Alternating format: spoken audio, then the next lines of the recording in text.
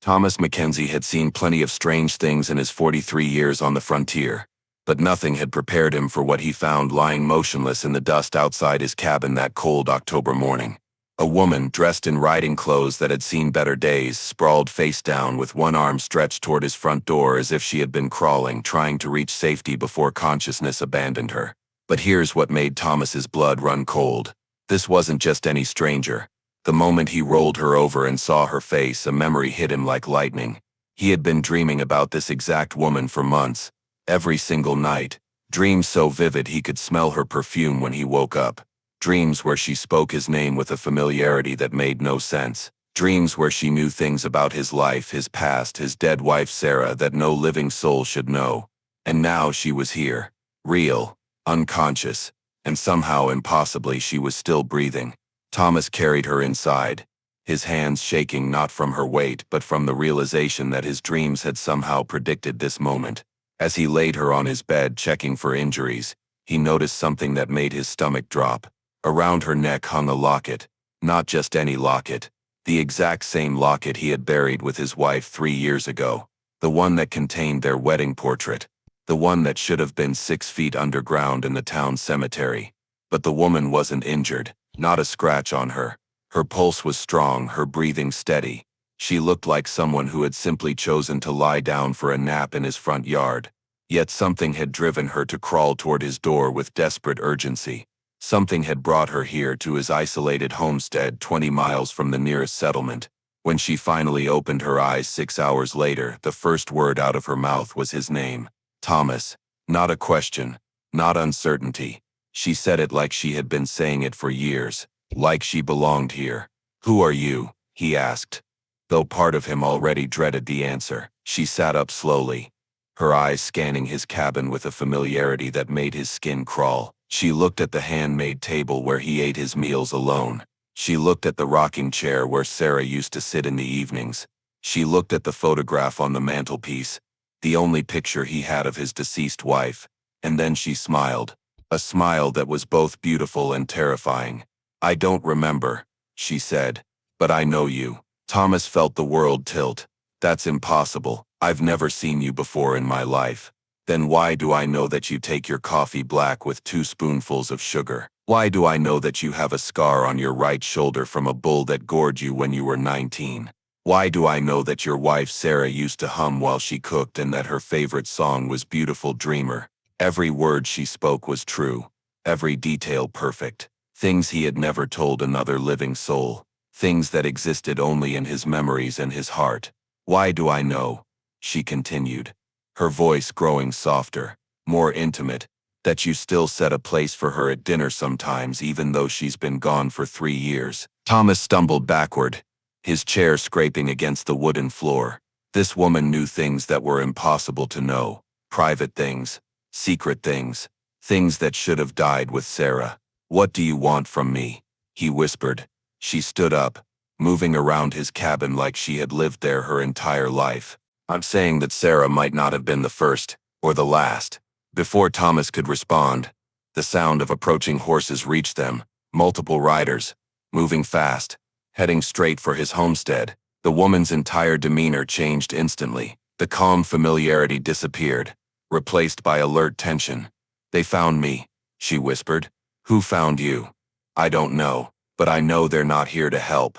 Thomas moved to his window, peering through the curtains. 5 riders, all armed, all wearing the kind of hard expressions that meant serious trouble.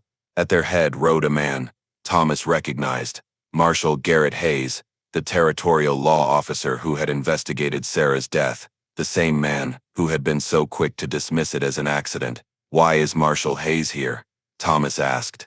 The woman joined him at the window, and when she saw Hayes, her face went white. "Oh God, I remember him. He was there the night Sarah died." Thomas spun to face her. "What do you mean he was there?" "I can see it now. Pieces of that night. Sarah wasn't alone when she died. Thomas, Hayes was with her. And there was someone else. A woman, someone who looked exactly like." She stared at her reflection in the window glass, horror dawning in her eyes. "Someone who looked exactly like me." The riders had reached the front of the cabin. Marshal Hayes dismounted and approached the door with the confidence of a man who expected no resistance. But his hand rested on his gun butt, and his eyes scanned the property with the caution of someone anticipating trouble. "Thomas McKenzie," Hayes called out. "We know she's in there. Send her out, and nobody gets hurt." Thomas looked at the woman beside him. Her face had gone pale, but her jaw was set with determination. "What did you do?" he asked quietly.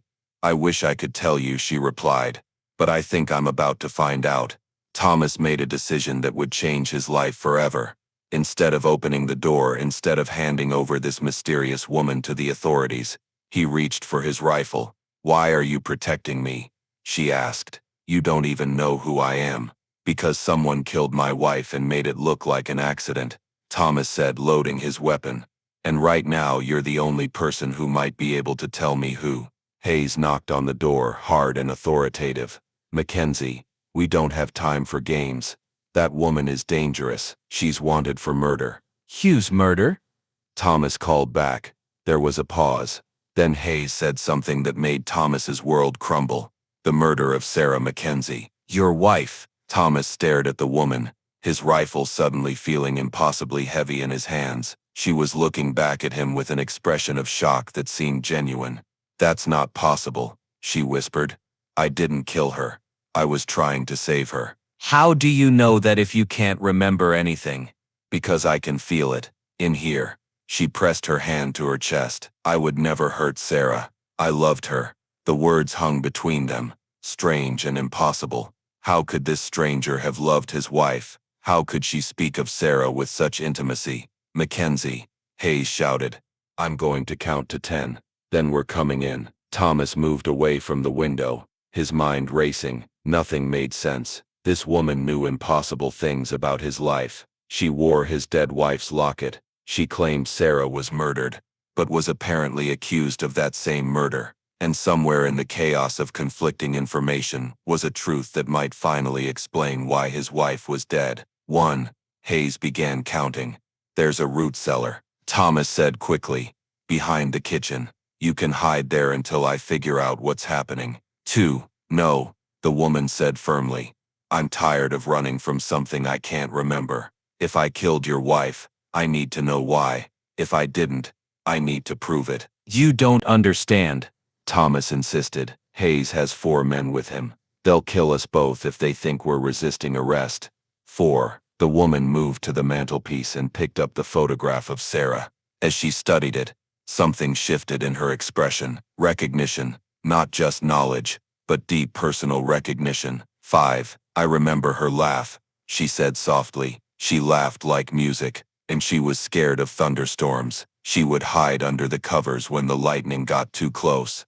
6. Thomas felt his breath catch. Sarah had been terrified of storms. It was something she had been embarrassed about, something she had only shared with him. 7. She wanted children.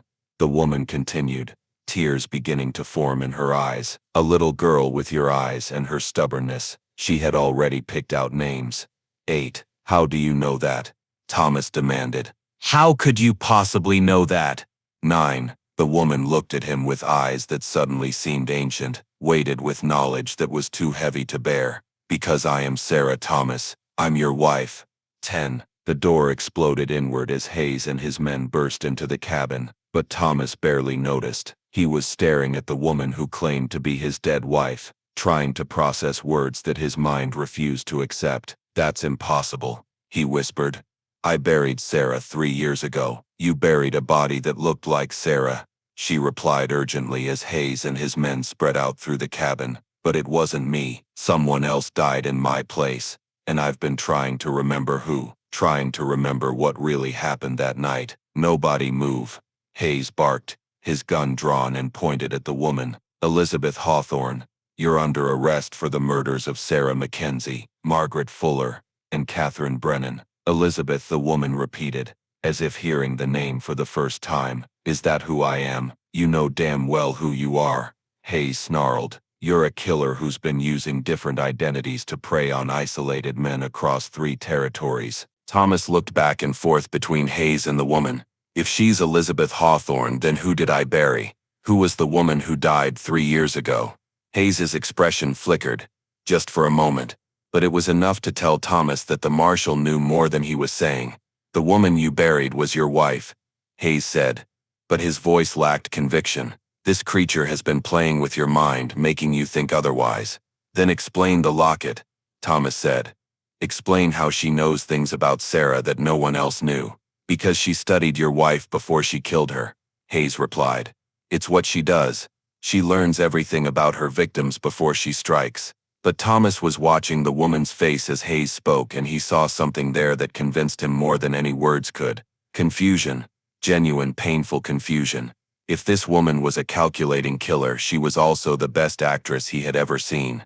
"There's an easy way to settle this," Thomas said suddenly. He moved to a chest in the corner of the room, ignoring the guns trained on him, and retrieved a leather journal. This was Sarah's diary. She wrote in it every day for the last year of her life. He opened the journal to a page near the end and began to read. October 15th. "I'm frightened, but I don't know why. There's been a woman watching the house. Thomas hasn't seen her, but I have. She stays just at the edge of the tree line, always at dusk, always when Thomas is in the barn tending the horses." Thomas looked up at Hayes. "Sarah knew someone was watching her before she died." "That proves nothing," Hayes said, but his grip on his gun had tightened. Thomas continued reading. October 20th. "I saw her clearly today. The woman who's been watching. She looks like me. Not similar. Identical. As if I were looking into a mirror. I think I'm losing my mind." The woman who claimed to be Sarah made a sound of recognition. "I remember now. I was watching because I was trying to protect her. Someone was going to kill her, and they were going to use me to do it." "That's impossible," Hayes said. But sweat was beginning to form on his forehead. "Is it?" Thomas asked. "Because here's what I think happened, Marshal. I think someone found two women who looked identical. I think they killed one and used the other as a scapegoat. I think Sarah really is dead, but the woman standing here isn't her killer." Thomas closed the diary and looked directly at Hayes. "I think she's the intended victim who escaped." Hayes's expression changed completely. The mask of authority fell away, replaced by something cold and dangerous. "You always were too smart for your own good, McKenzie," he said. "Just like your wife." The admission hung in the air like a thunderclap. Thomas felt rage building in his chest as the pieces fell into place. "You killed Sarah," he said. "But why?" "Because she saw too much. Your wife witnessed a conversation she shouldn't have witnessed, between myself and certain businessmen regarding territorial land grants. She overheard details about how we were manipulating homestead claims, driving families off valuable property so it could be resold to mining companies." The woman stepped forward, her memory clearly returning in fragments. "And you needed someone to take the blame for her murder. Someone who looked enough like her that witnesses would be confused. Elizabeth Hawthorne was perfect," Hayes continued, apparently deciding that killing them both was easier than maintaining the lie. "A drifter with no family, no connections. No one would miss her if she disappeared after being convicted of murder. But she escaped," Thomas said. "She was supposed to die that night too," Hayes admitted. "Sarah first, then Elizabeth. One tragic accident, one fugitive who died trying to flee justice. Nice and clean." The woman's eyes suddenly blazed with returned memory. "But I fought back. I killed two of your men and escaped into the mountains, where you've been hiding ever since," Hayes said, "until you made the mistake of coming back here." Thomas raised his rifle, his hands steady despite the rage coursing through him. "You murdered my wife for money. You were willing to frame an innocent woman. You've probably done this before, many times," Hayes said with a smile that made Thomas want to pull the trigger immediately. "It's amazing how easy it is to manipulate grief-stricken men into believing whatever story makes them feel better." One of Hayes's men shifted nervously. "Marshal, maybe we should just arrest them and sort this out back in town." Hayes laughed. "A sound like breaking bones. There is no sorting this out, Collins. They know too much now, just like the women knew too much." Thomas realized with crystal clarity that none of them were leaving this cabin alive. Hayes had committed too many crimes, told too many lies, killed too many people to risk exposure now. But Thomas had spent 3 years believing his wife died in an accident. 3 years carrying guilt for not being there to protect her. 3 years mourning a woman whose real killer had stood at her funeral and offered condolences. The rage that filled Thomas was pure and focused and absolutely deadly. "Elizabeth," he said quietly, never taking his eyes off Hayes, "how good are you with that gun?" She checked the weapon at her side, her movements fluid and confident. "Good enough. Then let's finish what we started 3 years ago." The gunfight that followed was brief but decisive. Thomas had the advantage of fighting in his own home, knowing every angle and shadow. Elizabeth fought with the fury of a woman who had spent 3 years being hunted for a crime she didn't commit. Hayes's men, who had expected to intimidate a grieving widower and a confused woman, found themselves outgunned and outmaneuvered. When the smoke cleared, Hayes lay dead on Thomas's floor along with 2 of his men. The other 2 had surrendered when they realized their leader was gone and their cause was lost. Elizabeth stood in the aftermath, her gun still smoking, her face streaked with tears. "I remember everything now," she said. "My real name is Elizabeth Sarah Hawthorne. I was named after my grandmother Sarah. Your wife and I were distant cousins. That's why we looked so similar." Thomas felt his knees go weak. Cousins. Sarah was trying to find me when she overheard Hayes's conversation. She knew I was in danger because of our resemblance. She was trying to warn me when they killed her. Thomas sank into his chair, overwhelmed by the magnitude of what had been stolen from him. Not just his wife's life, but 3 years of truth. 3 years of believing she died accidentally when she had actually died trying to protect someone else. "What do we do now?" he asked. Elizabeth holstered her weapon and moved to the mantelpiece, picking up Sarah's photograph again. "We tell the truth, all of it. Sarah deserves that much." Thomas looked at this woman who carried his wife's face and his wife's name, who had loved Sarah enough to risk everything to avenge her death. "Will you stay?" he asked. "After everything is settled, after the trials and the testimony and the justice is served, will you stay here?" Elizabeth studied him with eyes that held both Sarah's gentleness and her own hard-earned strength. "I don't know yet. I'm still figuring out who I am now that I remember. But I know Sarah would want me to make sure you're not alone anymore." But before she could continue, a sound from outside made them both freeze. More horses, moving slowly this time, cautiously, as if the riders were surveying the scene before approaching. Thomas moved to the window, rifle still in hand. What he saw made his blood run cold once again. 3 riders in expensive suits, clearly not local law enforcement. These men had the look of businessmen, but businessmen who were comfortable with violence. "Elizabeth," he said quietly, "we're not done yet." She joined him at the window, and when she saw the approaching riders, her face hardened with recognition. "Blackwood Consortium," she whispered. "The mining company behind all of this. Hayes was just their enforcer. These are the real architects of Sarah's murder." The lead rider dismounted with casual confidence. He was a well-dressed man in his 50s, with silver hair and the kind of smile that never reached his eyes. Thomas recognized him from territorial meetings. Samuel Blackwood himself, one of the wealthiest men in 3 territories. "Mr. McKenzie," Blackwood called out pleasantly, as if he were paying a social visit instead of arriving at a scene of carnage.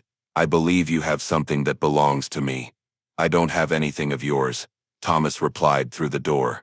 "Oh, but you do," Blackwood said, his voice still friendly but with steel underneath. "You see, Miss Hawthorne there witnessed more than just Marshall Hayes's little land acquisition schemes. She also witnessed the documentation of our mineral surveys that were conducted illegally on native land before we encouraged the territorial government to relocate the tribes." Elizabeth stepped closer to the door. "I saw the maps, Blackwood. I saw the reports showing gold deposits worth millions. I saw the orders to remove entire communities so your company could strip mine their sacred grounds." "Indeed you did," Blackwood said. "And that makes you the last loose end in a very profitable operation." Thomas felt his jaw tighten. "How many people have you killed for your gold?" "Oh, Mr. McKenzie, you misunderstand. We don't kill people for gold. We kill people to prevent wars. You see, if the various tribal nations knew what we've discovered beneath their former territories, if they understood the true value of the land they were forced to abandon, well, that knowledge could start conflicts that would make the recent territorial disputes look like schoolyard disagreements. The man's casual admission of mass murder and cultural destruction made Thomas's finger find his rifle trigger. "We're actually providing a public service," Blackwood continued, "preventing bloodshed by ensuring that certain inconvenient truths remain buried along with the people who discovered them." "How many families?" Elizabeth demanded, her voice shaking with rage. "How many communities destroyed for your profit?" 7 native settlements relocated.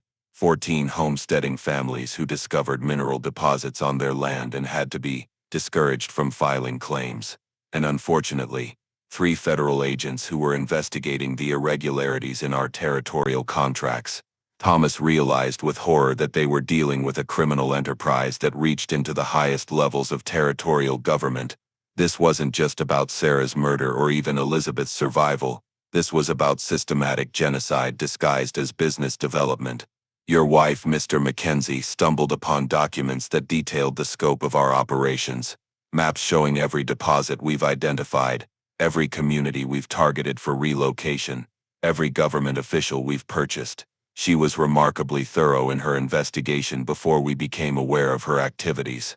Sarah was investigating you. Your wife was corresponding with a journalist in Denver, a man named William Patterson, who was writing a series of articles about suspicious land deals in the territories. She had compiled enough evidence to expose our entire operation. Elizabeth turned to Thomas, her eyes wide with realization.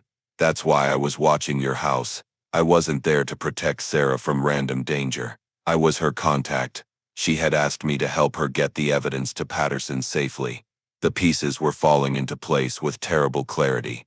Sarah hadn't just witnessed something accidentally. She had been actively investigating the Blackwood Consortium's crimes, gathering proof of their systematic destruction of entire communities. "Where is that evidence now?" Blackwood asked, his pleasant tone finally giving way to cold menace. Thomas looked at Elizabeth, understanding passing between them without words. Sarah had hidden the evidence somewhere on the homestead, somewhere that only someone intimately familiar with the property would think to look. "She told you where it was, didn't she, Miss Hawthorne?" Blackwood pressed, "before Hayes and his men interrupted your meeting. Before the night that went so terribly wrong for all of us." Elizabeth's hand moved instinctively to her throat, to the locket she wore. Thomas saw her fingers trace its outline and suddenly he understood. "It's not just a locket," he said quietly. "No," Elizabeth confirmed. Sarah had the evidence reduced to photographic plates, small enough to hide in plain sight. The locket contains everything. Every map, every contract, every bribe receipt, every order to relocate communities. 3 years' worth of investigation compressed into something small enough to wear around her neck. Blackwood's composure finally cracked. "Give me that locket, Miss Hawthorne, and I'll make your death quick. Refuse, and I'll make sure you live long enough to watch me burn down every native settlement between here and the Colorado border." Thomas felt rage building in his chest like a wildfire. These men hadn't just killed his wife. They were responsible for the destruction of entire communities, the displacement of thousands of people, the theft of sacred lands worth millions in gold and silver. "There's something you should know, Blackwood," Thomas said, raising his rifle. "My wife didn't just investigate your crimes. She documented your weaknesses too. She knew you'd come for that evidence eventually." "What are you talking about?" Thomas smiled grimly. "She made copies, multiple copies, hidden in places you'll never find. And she arranged for those copies to be delivered to certain people if anything happened to her. It was a bluff, but it was a convincing one." Blackwood's face went pale. "You're lying." "Am I?" "Tell me, Blackwood. How many federal agents have contacted your offices in the past 3 years asking about irregularities in territorial land grants? How many journalists have been sniffing around your mining claims? How many tribal leaders have been asking difficult questions about the timing of their relocations?" Elizabeth picked up the thread smoothly. "Sarah was smarter than you gave her credit for. She knew that holding all the evidence in one place made it vulnerable, so she distributed it. Insurance policies scattered across 3 territories." "Where?" Blackwood demanded, but his voice had lost its confidence. "That information died with Sarah," Thomas said, unless he looked at Elizabeth meaningfully. "Unless someone who knew Sarah's methods, Someone she trusted could piece together her distribution network. Elizabeth nodded slowly. I might be able to reconstruct where she hid everything, but not while I'm looking down the barrel of your guns.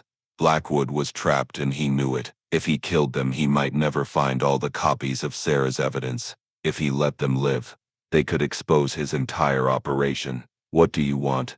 He asked finally. Justice, Thomas said simply. For Sarah, for all the families you destroyed, for every community you erased from the map. She set down the photograph and moved closer to Thomas. I'm not her, Thomas. I never can be. But maybe in time, I can be someone you choose to build a new life with. Someone who understands what you've lost because I lost her too. Thomas reached out and took her hand, feeling warmth there that was both familiar and completely new. I'd like that, he said. I think Sarah would like that too. 6 months later, Thomas and Elizabeth were married in a ceremony attended by the territorial governor, 3 federal marshals, and the families of the other victims whose deaths had finally been avenged.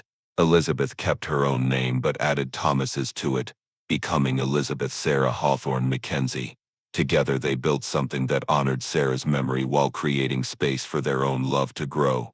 Elizabeth used her experience as a fugitive to help other women in dangerous situations, establishing a network of safe houses across the territory. Thomas expanded his homestead into a refuge where people could start over, free from the ghosts of their past. They never forgot Sarah. Her photograph remained on the mantelpiece, and Elizabeth would sometimes catch Thomas talking to it when he thought no one was listening. But instead of jealousy, she felt gratitude. Sarah's love had made Thomas the kind of man worth loving, and Sarah's sacrifice had brought them together. Some evenings when the wind was right and the light hit Elizabeth's face just so Thomas could see both women in her features, the wife he had lost and the woman he had found, past and future existing together in a way that made his heart full instead of broken. And sometimes in the quiet moments before sleep, Thomas could swear he heard Sarah's voice in the wind telling him that love doesn't end with death. It just finds new ways to continue, new hearts to fill, new stories to write. If you found this story as compelling as Thomas found his unexpected love, there are more tales of destiny, courage, and second chances waiting for you. Click the video appearing on your screen now to discover another story where nothing is as it seems and everything is possible. Don't forget to subscribe for more stories that will keep you listening until the very end, and consider supporting us with a super chat to help us bring you more unforgettable tales like this one.